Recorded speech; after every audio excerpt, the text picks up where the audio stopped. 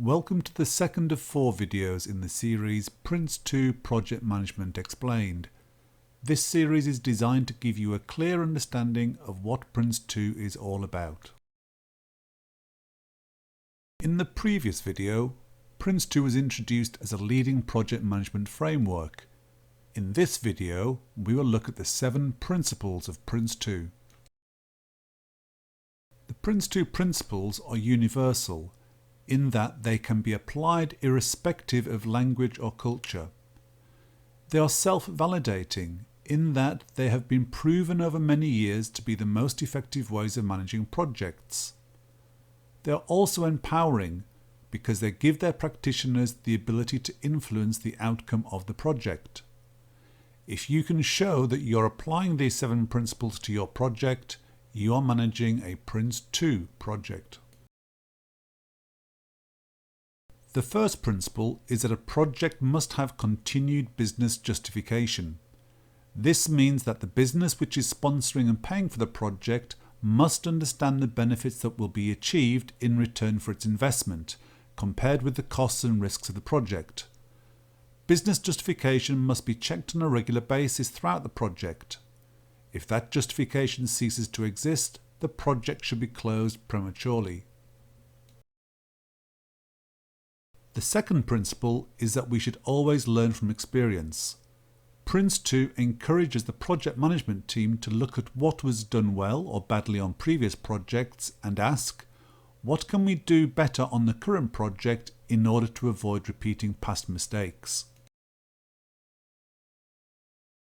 The third principle is that people involved in a project must have defined roles and responsibilities. Having the right stakeholders involved in decision making is crucial if the project is to succeed. PRINCE2 defines 3 primary groups of stakeholders that form the project board, the highest level of management within a project. Firstly, the business stakeholders. They represent the organisation paying for the project and expect something back in return for the investment. Secondly, the users. They're the people who will use the project's products to realise benefits for the organisation. Thirdly, the suppliers.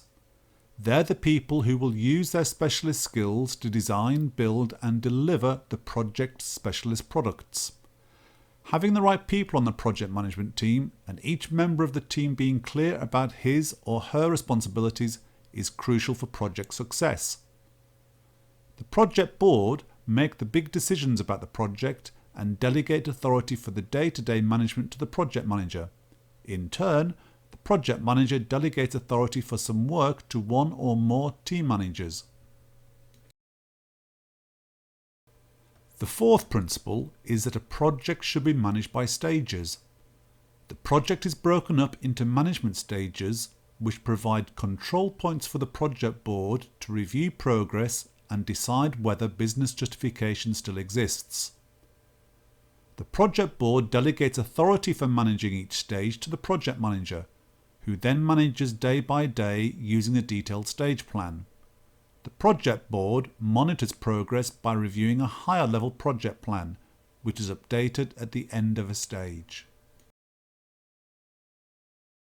The fifth principle is that a project should be managed by exception. When the project board decides to proceed to the next stage, they delegate authority to the project manager by setting tolerances for cost, time, quality, scope, risk and benefits. For example, suppose it's estimated that $100,000 will be required to complete a particular stage. The project board may set a cost tolerance of, say, plus $10,000 and minus $5,000. This means that, providing the project manager is confident that the stage can be completed between $95,000 and $110,000, the project manager does not need to refer to the project board. On the other hand, if the project manager forecasts that the stage cannot be completed within these tolerances, an exception has occurred. The matter must be escalated to the project board for their decision. Management by exception therefore allows for a very efficient use of senior management time. The sixth principle is that a project must always focus on the products it should deliver, including the level of quality expected from them. The sum total of the products to be delivered is called the scope of the project.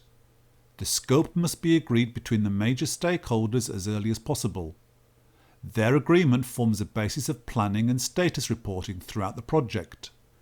Any subsequent changes to either the scope or products must be carefully considered in terms of the impact on the project's objectives before any changes are implemented. The seventh principle is that PRINCE2 must be tailored to suit the project environment. No two projects are the same.